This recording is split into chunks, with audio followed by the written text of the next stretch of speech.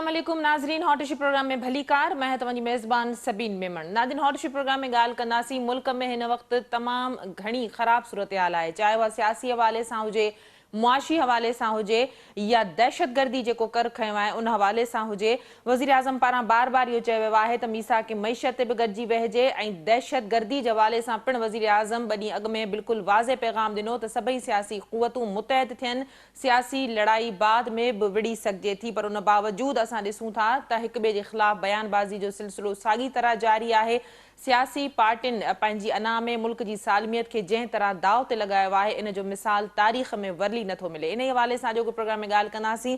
असांखे सीनियर साफ़ी ऐं तज़े निगार रज़ाक खटी साहब जॉइन कयो आहे। रज़ाक भली कार, तव्हां असांखे प्रोग्राम में जॉइन कयो।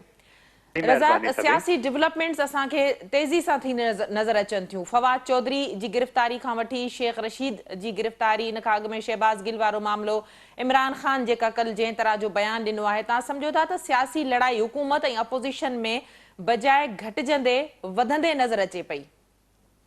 बिल्कुलु ठीकु था चओ। पाकिस्तान हिन वक़्तु जीअं तव्हां इंट्रो में चयो त असल में टे तरफ़ो घेरे में आहे। हिकु तरफ़ दहशतगर्दी जे अंदाज़ सां तव्हां ॾिसो पिया वधी आहे। इस्लामाबाद में ख़ुदकुश धमाको थियो, उनखां पोइ बनू वारी सूरत हाल अॻु में थी चुकी हुई। हाणे जॾहिं हीउ पेशावर वारो वाक़ियो थियो आहे उन में असां ॾिसूं ईअं था त भई माशी जेका सूरत हाल आहे उहो तमामु घणी ख़राब थी चुकी आहे ऐं मूंखे नथो लॻे त को पाकिस्तान को 2-3 सालनि में सॼे बहरान मां निकिरी सघे।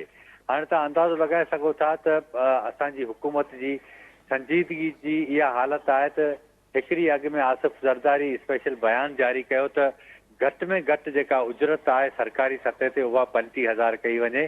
त ठीकु 24 कलाकनि खां पोइ वज़ीर आज़म जेको आहे सो इहो ऐलान कयो त 2017 खां जेको 150% अलाउंस आहे ग्रेड 17 खां 22 ग्रेड ताईं जे सरकारी मुलाज़िमनि जो उन्हनि खे हिन महीने जी जनवरी खां ॾियणु शुरू कयो वेंदो हिन साल जे।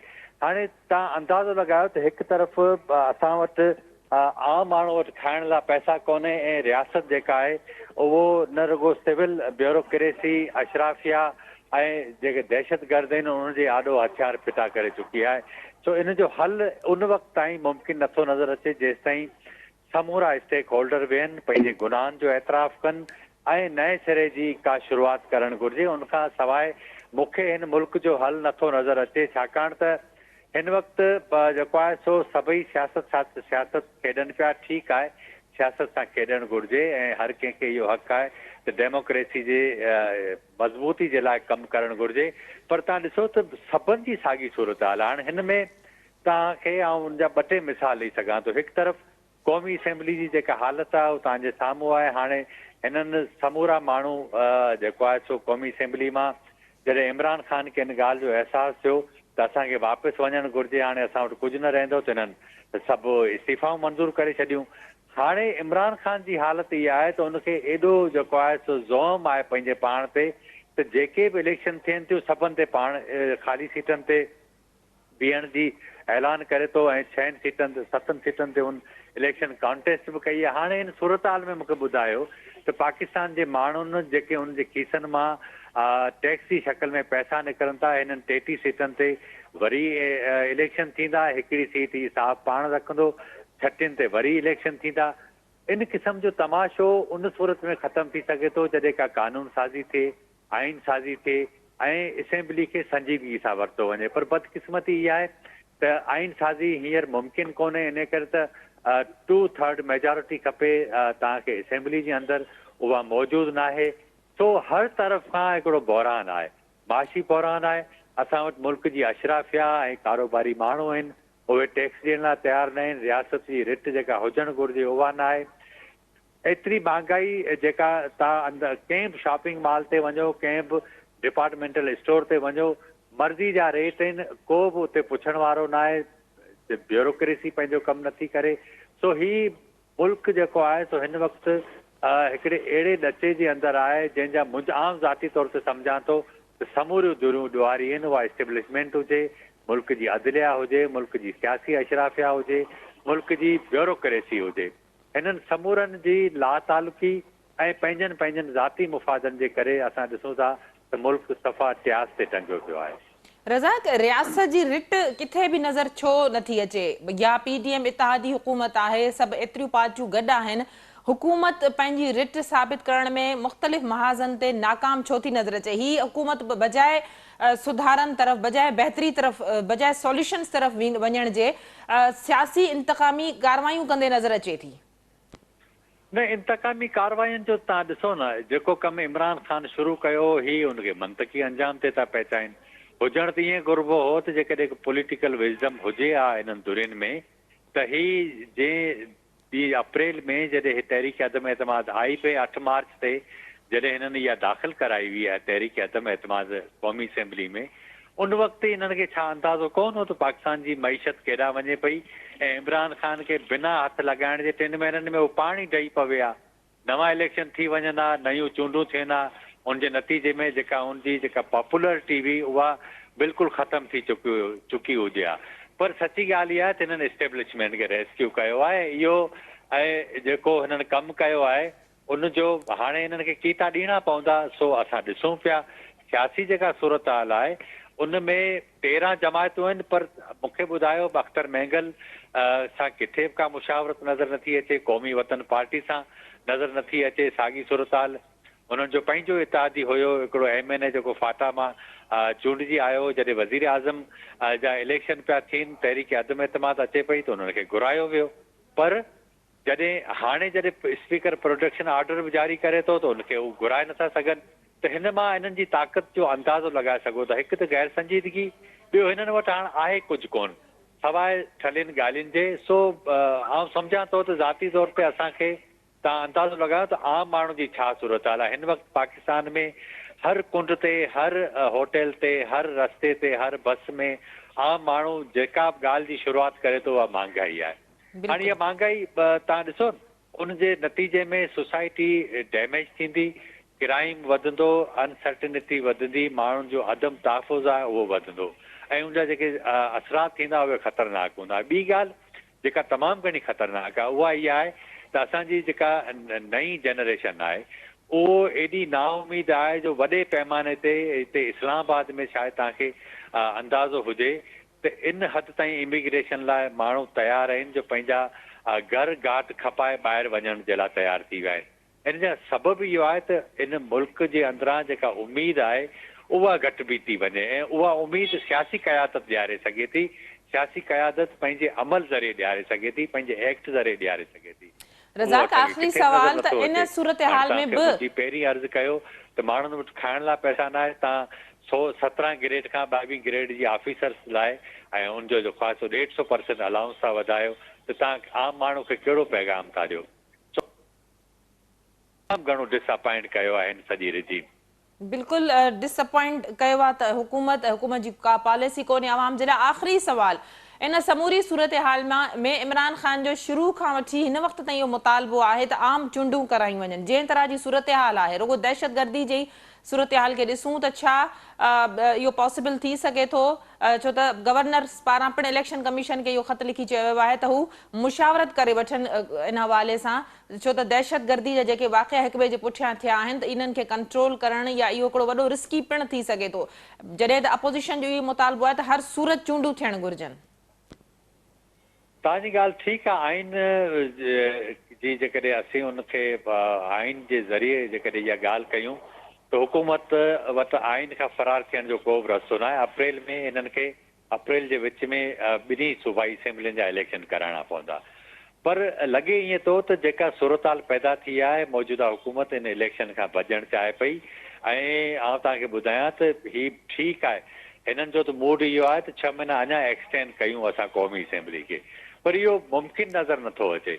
इन करे त 6 महीना ही जेकॾहिं करे वञनि, माशी एमरजेंसी लागू कनि, दहशतगर्दी खे बुनियादु बनाए का एमरजेंसी लागू कनि, पर सुवाल इहो आहे त छा 1 साल खां पोइ माशी हालतूं ठीकु थी वेंदियूं? मुंहिंजो ख़्यालु आहे त ईअं कोन थींदो। ऐं हिन सॼी सूरत हाल जे अंदरि तव्हां ॾिसिजो त ही जीअं जीअं जेको आहे सो अॻिते वेंदा तीअं दुबण में जेको आहे सो हेठि वेंदा ऐं अञा वधीक वेंदा। सो हिननि खे घुर्जे इहो जेको आइनी तरीक़ेकार आहे उन तहत क़ौमी असेंबली जूं चूंडूं कराइनि ऐं हाणे जॾहिं अप्रैल में ही चूंडूं ड्यू आहिनि ॿिन्ही सूबाई असेंबलियुनि जूं, उहे बि हिननि खे कराइणी पवंदी। पॉलिटिकल जेको सिस्टम आहे उहो हिननि खे हलाइणो पवंदो, पर छाकाणि त इलेक्शन जो ख़ौफ़ आहे, उहो ख़ौफ़ हाणे इन करे थियो आहे त हिननि खां जेका 8 मार्च ते ग़लती थी हुई ऐं उहा ग़लती इन करे थी हुई, आउं तव्हांखे ॿुधायां त मुल्क जे अॻूणे आर्मी चीफ खे सैक करण जो इमरान ख़ान फ़ैसिलो कयो हो ऐं उतां ई हिननि खे चयो वियो त हाणे तव्हां जेको आहे सो तहरीक अदम एतमाद दाख़िल कयो। असल में जीअं मूं तव्हांखे चयो त हुनखे रेस्क्यू करण जे लाइ हिननि इहो कमु कयो। हाणे इहे पाण दुबण में फासी चुका आहिनि। उनजी सियासी क़ीमत केतिरी अदा करणी पए इहो त वक़्तु ॿुधाईंदो, पर मुंहिंजो ख़्यालु आहे त तमामु घणी हुकूमत परेशान आहे हिन वक़्तु। वॾी महिरबानी रज़ाक खटी, तव्हां पंहिंजो तजुर्बो ॾियण लाइ असांखे प्रोग्राम में जॉइन कयो। नाज़रीन, सीनियर सहाफ़ी ऐं तर्ज़ निगार रज़ाक खटी असां सां गॾु हो। हिन वक़्तु मुल्क तमामु घणी ख़तरनाक सूरत हाल खे भोगे रहियो आहे। मुल्क जो अवाम मुआशी दुबण में दसिजी चुको आहे, जॾहिं त दहशतगर्दी जी जेका नई लहर आहे उन पिणु अवाम खे निपोड़े विधो आहे। रियासत, अदलिया, आइनी इदारा ऐं हुकूमतूं इन हवाले सां संजीदगी सां जेकॾहिं पंहिंजो किरदारु अदा न कंदियूं त ॾींहों ॾींहुं चई सघिजे थो त सूरत हाल अञा वधीक ख़राब थी सघे थी। प्रोग्राम जे सिलसिले खे जारी रखंदासीं। वक़्तु थियो आहे मुख़्तसिर वक़फ़े जो, वठूं था वक़फ़ो।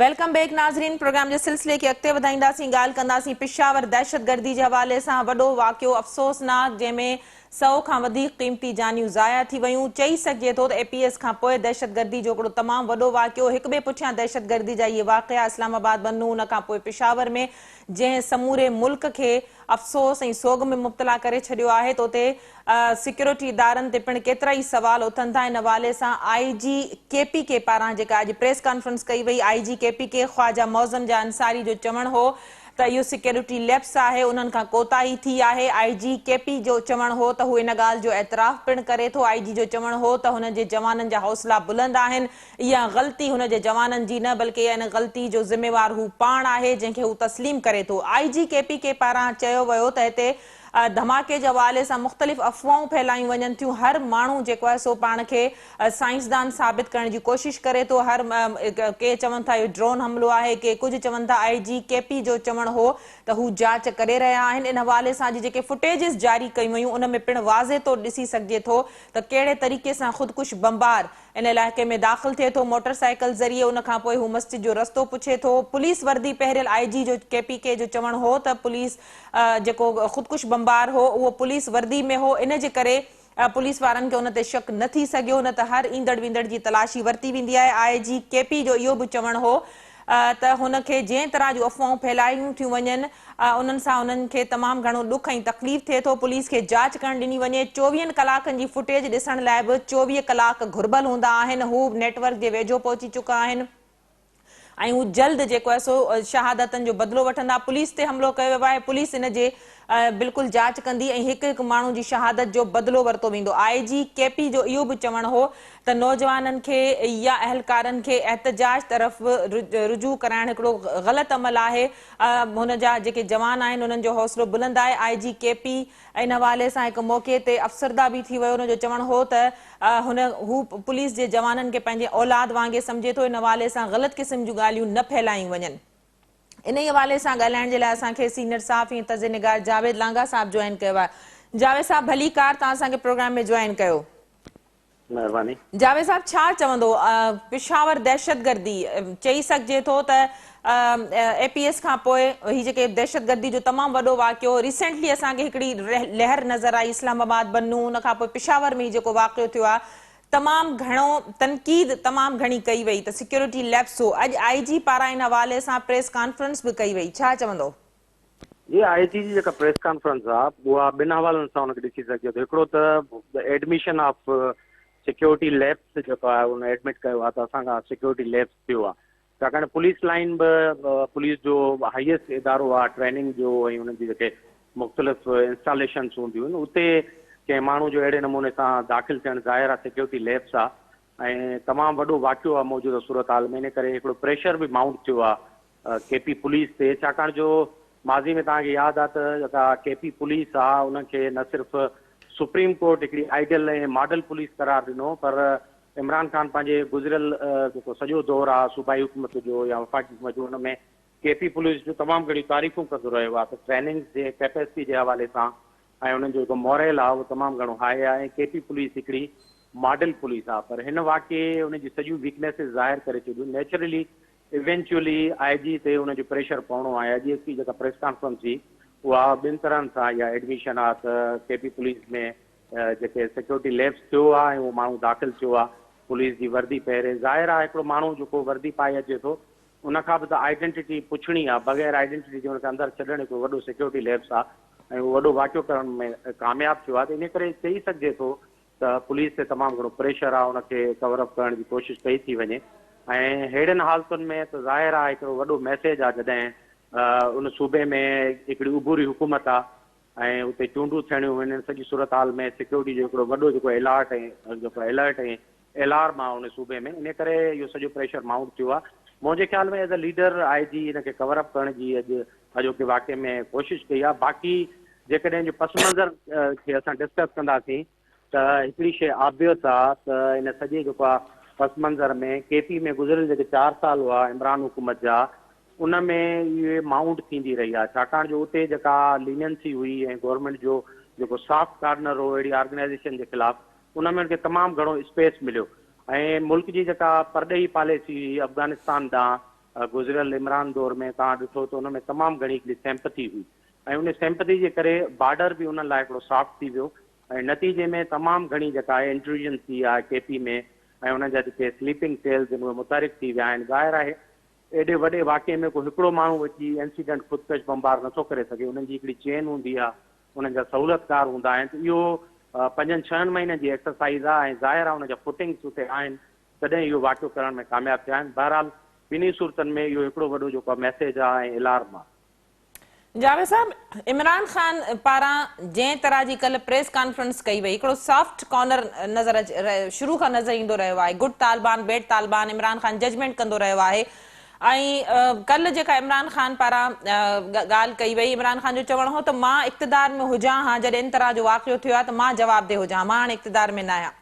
छा चवंदो, छो त ही जेका प्रोसेस आहे सॼो इहो को हिकिड़े 2 ॾींहंनि जो नथो थी सघे, ज़ाहिर हिन में टाइम लॻो ऐं हिननि गुज़िरियल 4 सालनि में या गुज़िरियल 10 सालनि में केपी के में कॾहिं बि अमन अमान जी सूरत हाल उन तरह आइडियल न थी सघी आहे। माण्हुनि खे भते जूं पर्चियूं ईंदियूं रहियूं, पुलिस ते केतिरा ई हमला थींदा रहिया, केतिरनि ई सिक्योरिटी फोर्सिस पुलिस जे जवाननि पंहिंजूं जानियूं बि विञायूं। त छा इमरान खान इन समूरे सूरत हाल जो इल्ज़ाम हिन नई हुकूमत ते हणी सघे थो या पाण खे बैरिल ज़िम्मा करार ॾेई सघे थो?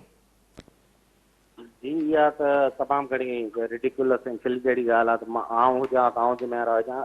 तव्हांखे यादि हूंदो त कोयटा में जेका हज़ार मज़दूरनि जी किलिंग थी उन जा लाश तक़रीबन हिकिड़ो हफ़्तो सख़्तु सर्दी में अहिड़ी मौसम हुई उन में पयल हुआ। इमरान खान सिर्फ़ु इन एश्योरेंस लाइ बि उते न पिया आयो त हज़ारा कम्यूनिटी एहतजाज करे चयो त मुल्क जो वज़ीर आज़म अचे असांखे सिर्फ़ु इहो यकीन ॾियारे त असां सां अॻिते अहिड़ो को बि वाक़ियो न थींदो। ऐं तव्हांखे यादि हूंदो सॼी मीडिया हुनखे रिपोर्ट कयो त केॾी क्रिटिसिज़म थी इमरान खे झलियो वियो त जेसिताईं डेड बॉडीज़ उते पयूं आहिनि त तव्हां नथा वञी सघो, किथां बि हुनजे जेको आहे सो घरां हुकुम आयो, बनी ॻाल्हि में आयो त पूरो हफ़्तो जेसिताईं इमरान शर्त रखियो त डेड बॉडीज़ खे तव्हां जेसिताईं नथा दफ़नायो तव्हां न अची सघंदुसि। उनखां पोइ वज़ीर आज़म कोयटा जो दौरो कयो त इहा ॻाल्हि त वेरी स्ट्रेंज आहे। ऐं हिन मुल्क में हुकुमरान कॾहिं हिन ज़ाती तौरु हुनजी ज़िम्मेवारी क़बूल कंदे अख़लाक़ी तौरु इस्तीफ़ा ॾियण जो को ऐलान कयो इहो त अनप्रेसिडेंटेड आहे, असां वटि कॾहिं थियो कोन्हे को।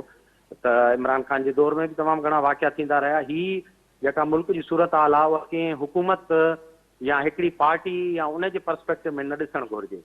टेररिज़म जेको आहे हिन मुल्क जी जेका ख़ारजा पॉलिसी आहे उनजो आउटकम आहे ऐं उनजे नतीजे में ई इहे हिकिड़ी 40 साला पॉलिसी आहे जेका ज़ियाउल जे दौर खां शुरू थी थिए ऐं परवेज़ मुशर्रफ खां थींदी हिननि हुकूमतनि ताईं पहुचे ऐं असांजी कमज़ोर ख़ारजा पॉलिसी ऐं अफ़गानिस्तान में असांजो जेका मुदाख़लत हुई ऐं उन पॉलिसी जो फ़ैसिलो हो उन तमामु घणा रिपरकशन्स ऐं नतीजा ॾिना आहिनि। ऐं अॼु जेका बि सूरत हाल आहे उहा उन सां ॻंढियल आहे, उहा आइसोलेशन में न आहे।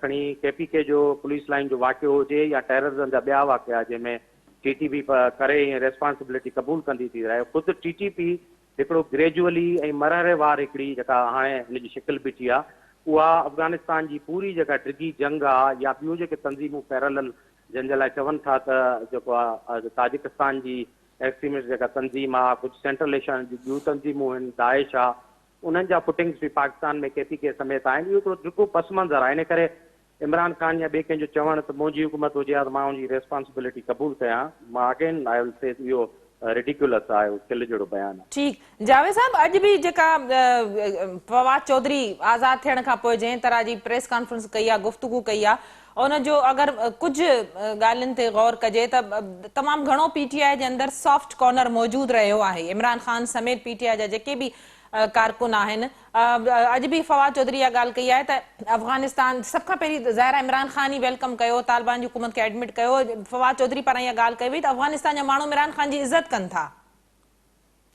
बिल्कुलु इमरान ख़ान लाइ अफ़गानिस्तान में सॉफ्ट कॉर्नर आहे, हिन रिजीम लाइ बि आहे। तव्हांखे यादि हूंदो जॾहिं हिन जो काबुल जो फॉल थियो त इमरान ख़ान ई वाहिद वज़ीर आज़म ऐं सियासी लीडर हो पाकिस्तान में, जंहिं चयो त अॼु ग़ुलामी जूं ज़ंजीरूं जेके आहिनि उहे तालिबान ऐं अफ़गानिस्तान टोड़े छॾियूं। त इहा वॾी हाईएस्ट स्टेटमेंट हुई। इन खां पोइ तव्हां गेज करे सघो था त उनजी जेका सिंपैथी हुई टुवर्ड्स अफ़गानिस्तान जी जेका गवर्नमेंट आहे तालिबान जी या अहिड़े क़िस्म जा जेके एलिमेंट आहिनि, उन लाइ तमामु हाईएस्ट रही आहे। उन खां तव्हांखे यादि हूंदो जनरल फैज़ हमीद जेको इमरान ख़ान जी जेका सॼी पॉलिसी ड्राइव कंदो रहियो आहे ऐं पॉलिटिकल जेको नैरेटिव आहे इमरान उतां ड्राइव कंदो रहियो आहे, त उन अफ़गानिस्तान में वञी जेका चांहि जे कप ते डिप्लोमेसी कई, उन ते ख़ुदि सॼी दुनिया जेका आहे उहा हैरत जो इज़हार कयो त पाकिस्तान जो जनरल जंहिंजो बज़ाहिर जेको आहे को बि किरदारु न हुजणु घुरिजे फॉरेन पॉलिसी इशूज़ में, ऐं उहो वञी उतां एज़ अ कोर कमांडर वञी उते चांहि जेको उते डिप्लोमेसी पियो करे।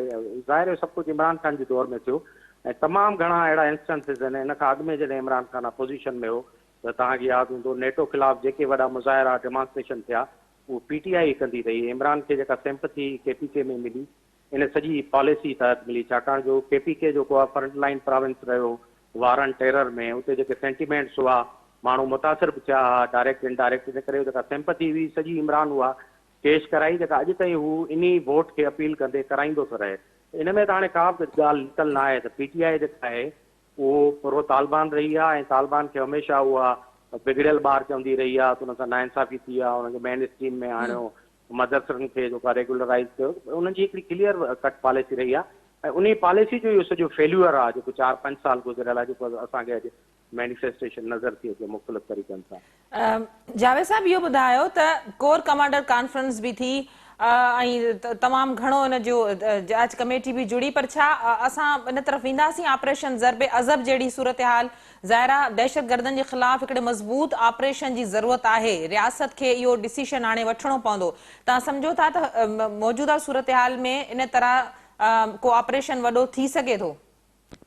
जी बिल्कुलु इम्कान आहिनि। ॾिसो परवेज़ मुशर्रफ जे ज़माने में फ्लो ऑफ डॉलर्स हो ऐं वारनि टेरर हुई ऐं जेके एलाइड आर्मीज़ हुयूं उहे अफ़गानिस्तान में वेठल हुयूं। इन करे फ्लो हो हिकिड़ो पैसनि जो ऐं कोएलिशन सपोर्ट फंड जेको आहे $बिलियन जेके पाकिस्तान खे ॾींदा रहिया आहिनि जंग लाइ जेका अफ़गानिस्तान में। हींअर अहिड़े क़िस्म जो कंहिं जो जेको प्रोजेक्ट आहे उहो इनफोर्स न आहे। इन करे पाकिस्तान वटि कंहिं बि क़िस्म जो जेको आहे ॿिटी पॉलिसी रखणु या अख़्तियार करण जो हाणे ऑप्शन मौजूदु कोन्हे। ऐं ख़ासि करे जेका माशी सूरत हाल आहे पाकिस्तान जी, उनखे नज़र में रखंदे हाणे क्लियर पॉलिसी एडॉप्ट करे सघे थी, छाकाणि दुनिया ख़ुदि ॾिसे थी त अहिड़ो मुल्क जेको जंहिंजे लाइ डिफॉल्ट जूं ख़बरूं हुजनि, दिवालेपड़े जूं ख़बरूं हुजनि, उते वरी दहशतगर्दी बि उरूज ते हुजे, रियासत नाकाम थी वञे पंहिंजी रिट क़ाइमु कराइण में, इहो मैसेज मुंहिंजे ख़्याल में ॿेधारी तलवार हूंदो जेको पाकिस्तान लाइ हूंदो। इन करे पाकिस्तानी जेके एस्टेब्लिशमेंट आहे उनखे बि हाणे पंहिंजो जेको क़बिलो दुरुस्त करणो पवंदो ऐं सियासी गवर्नमेंट त अॻु में ई जेका PTM जी में 2 मेजर पार्टियूं आहिनि उहे त उनजी लाइन क्लियर रही आहे इन हवाले सां त इन लाइ का क्लियर पॉलिसी हुजे। ऐं जेको वज़ीर दाख़िला जो बयानु आहे डिफेंस मिनिस्टर जो गुज़िरियल ॾींहुं असेंबली में काफ़ी वाज़े मौक़िफ़ आहे, त इन मां लॻे थो त का हिकिड़ी कंक्रीट क़िस्म जी असांखे ईंदड़ ॾींहंनि में कार्रवाई नज़र ईंदी है। कोर कमांडर जेका कॉन्फ्रेंस आहे उन में बि अहिड़े क़िस्म जी हिंट मिली आहे ऐं सियासी जेका लीडरशिप आहे उन इहो ऐलान कयो आहे त फौजी जेका क़यादत आहे उहा असेंबली में अची सिक्योरिटी ते ब्रीफिंग ॾींदी ऐं उनखां पोइ कंसेंसस जोड़े अॻिते वधिणो पवंदो। मुंहिंजे ख़्याल में को वॾो ऑपरेशन न त बि हिकिड़ो जेको आहे टारगेटेड लिमिटेड ऑपरेशन असांखे बलूचिस्तान ऐं KP जी हद ताईं उहो थींदे ज़रूरु नज़र ईंदो। जावेद साहब, इहो ॿुधायो त इन समूरी सूरत हाल में आइनी तौर पंजाब ऐं KPK जूं जेके चूंडूं थियणियूं आहिनि उहे तव्हांखे किथे थियूं नज़र अचनि? छो त ज़ाहिर आहे गवर्नर्स पारां पिणु इलेक्शन कमीशन खे ख़त लिखियो वियो आहे त जंहिं तरह जी सूरत हाल आहे त डेट्स खां जे हवाले सां या कंहिं बि मामले जे हवाले सां इलेक्शन सां लाॻापियल अॻु में मुशावरत कई वञे।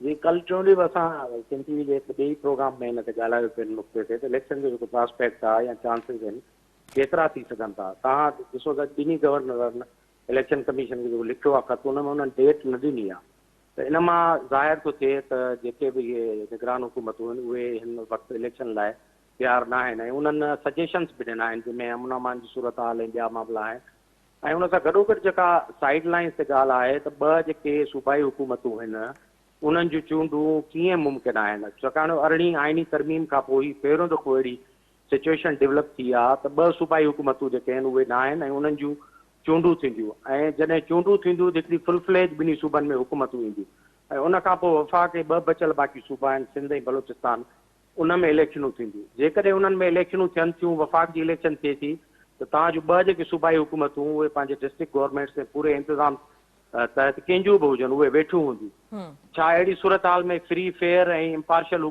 जेका इलेक्शन थी सघे थी जेका इलेक्शन कमीशन जो मैंडेट आहे इहो बि तमामु वॾो सुवालु आहे। इन करे अरिड़हीं आइनी तरमीम खां पोइ फर्स्ट टाइम अहिड़ी सिचुएशन डेवलप थी आहे जंहिंमें लॻे थो त इहे निगरान हुकूमतूं थोरो प्रोलॉन्ग थींदियूं ऐं शायदि मुल्क में चूंडूं जेके आहिनि उहे गॾु हिकिड़ी डेट ते थियनि पोइ हिकिड़ो साल लेट थियूं थियनि या का अहिड़ी सूरत हाल जेका कंसेंसस बिल्ड थो थिए या कोर्ट मां इन जी जेका आहे सा कानूनी मंज़ूरी वरिती थी वञे। पर मूंखे ज़ाती तौरु इलेक्शन जेका आहिनि ॿिन्हिनि सूबनि जी ख़ासि करे जहिड़े क़िस्म जा वाक़िया डेवलप थिया आहिनि थींदे नज़र नथी अचे। मुंहिंजे ख़्याल में इलेक्शनूं शायदि प्रोलॉन्ग थींदियूं माशी सूरत हाल ऐं गॾोगॾु अमन अमान ऐं उन खां वधीक जेका आइनी सूरत हाल आहे उन्हनि टिनी खे नज़र में रखी चूंडूं शायदि अॻिते थींदियूं। जावेद साहब मरियम नवाज़ जी एक्टिविटीज़ जे हवाले सां छा चवंदव? जंहिं तरह मरियम जी वापसी थी आहे एंट्री थी आहे पार्टी में अहम उहिदो मिलियो आहे अॻूणे वज़ीर आज़म शाहिद ख़ाक़ान पारां इस्तीफ़ा ॾिनी वई आहे साद रफ़ीक पारां अॻु में इन तरह जी पिणु ॻाल्हि कई वई हुई त तव्हां सम्झो था त नून लीग केतिरो स्टेबल थी सघंदी मरियम जी अॻुवाणी में पंजाब में या ही जेका तोड़ फोड़ आहे उन सां नुक़सान थी सघे थो? ॾिसो मरियम नवाज़ त हाणे क्राउड पुलर त आहे हिन में को शक न आहे। पहिरियों जेको फेज़ हो इमरान ख़ान जी हुकूमत टुटण खां पोइ या उन खां अॻु में बि त नून लीग जी जेका सॼो क्राउड पुलर हुई जलसा ऐं स्ट्रीट पावर उहो मरियम जे करे हो ऐं नवाज़ शरीफ़ गैर मौजूद में सॼी नून लीग में को बि माण्हू कोन्हे जिन माण्हुनि जा तव्हां नाला वरिता त कावड़े हलनि या तोड़ फोड़ था कनि उन्हनि माण्हुनि जी पंहिंजी जेका फेस वैल्यू आहे उहा एॾी वॾी कान्हे का क्रिज़मा एॾो वॾो कान्हे जो इमरान जी जेका सॼी प्रोपेगेंडा आहे मशीनरी आहे या सोकाल्ड जी पॉपुलरिटी आहे उनखे पंजाब में या सॼे मुल्क में टैकल करे सघनि। शाहिद ख़ाक़ान अब्बासी साहब वज़ीर आज़म त रहियो आहे बाय डिज़ाइन और बाय डिफॉल्ट पर तव्हां पंहिंजी सीट खटण बि हुन लाइ हिकिड़ो वॾो मसइलो रहियो आहे ऐं साॻे तरह सां जेको मुफ्ता इस्माइल आहे उहो बि टेक्नोक्रेटिक जेको आहे वैल्यू जो माण्हू आहे उनजी का मास अपील इन ॿिन्ही शख़्सियतुनि या उते जेके ॿियूं शख़्सियतूं नाराज़ तव्हांखे नज़र अचनि थियूं उन्हनि जी PMLN में का मास अपील कान्हे का। इन करे जेको बि कंदी उहा मरियम नवाज़ ऐं नवाज़ शरीफ़ ई कंदा क्राउड खे पुल कंदा। मूंखे लॻे थो त डायलेक्टिकली जेकॾहिं साइंटिफिक तरीक़े सां ॾिसजे त इमरान जो जेको गिराफ़ आहे उहो ग्रेजुअली घटिजे थो उनजे ख़िलाफ़ केसिस आहिनि उन सां मामला आहिनि ॿिया इलाही सारा इन करे इन्हनि वटि स्पेस आहे। नवाज़ लीग लाइ हींअर जेको मसइलो आहे उन्हनि खे सेल करण लाइ कुझु बि कोन्हे जेकॾहिं मरियम नवाज़ माण्हुनि में अचे थी त उनखे ॿुधाइण लाइ कोन्हे को छाकाणि महांगाई डॉलर ऐं जेका सिचुएशन डेवलप थी आहे उन में तमामु थोरो स्पेस आहे। ज़ाहिर आहे उन्हनि जेको हाणे पॉलिसी ठाही आहे उन मां लॻे थी जेको आहे मरियम नवाज़ ऐं नवाज़ लीग जेके 5 करेक्टर आहिनि माज़ी जा जनरल बाजवा ऐं जजिस उन्हनि खे खणी करे पंचिंग बैग ठाहींदा ऐं उन्हनि खे जेको आहे बैशिंग करे मुंहिंजे ख़्याल में हिकिड़ो नैरेटिव बिल्ड कंदा हिकिड़ो उबूरी टाइम लाइ। उन खां पोइ जेकॾहिं बहितरी अचे थी त नवाज़ लीग लाइ हिकिड़ी स्पेस आहे पंजाब में ऐं वोट उन्हनि जो घणे भाङे इंटेक्ट आहे आई थिंक जेके ज़िमनी चूंडूं थियूं आहिनि उन में बि एॾो वॾो डिफरेंस कोन्हे 5-10% जो आहे ऐं नवाज़ लीग जहिड़ी जेका पार्टी आहे उनखे इहो जेको मार्जिन आहे कवर करण में एॾी वॾी ॾुखियाई मुंहिंजे ख़्याल में न थियणु घुरिजे। वॾी महिरबानी जावेद साहब तव्हां पंहिंजो तजियो ॾियण लाइ असांखे प्रोग्राम में जॉइन कयो। नाज़रीन हिन वक़्तु हुकूमत जे लाइ तमामु घणा चैलेंजिस आहिनि पंजाब जी सूरत हाल जे हवाले सां जेकॾहिं ॻाल्हि कजे त हुकूमत वटि या नून लीग वटि अवाम में वञण जे लाइ का बि अहिड़ी ॿी ॻाल्हि न आहे ॿुधाइण जे लाइ। अवाम जो इहो ई सुवालु आहे त हीअ हुकूमत महांगाई घटि न करे सघी आहे। इन करे ई जावेद साहिब जो चवणु हो त मरियम नवाज़ अवाम खे ॿियनि शयुनि तरफ़ डाइवर्ट करे सघे थी, पर अवाम जो वरी बि हुकूमत खां इहो ई सुवालु हूंदो त हुकूमत महांगाई घटि करण जे हवाले सां पंहिंजो वाइदो कॾहिं पूरो कंदी। अॼोके प्रोग्राम में एतिरो ई। ईंदड़ प्रोग्राम ताईं ॾींदा इजाज़त। अल्लाह वाही।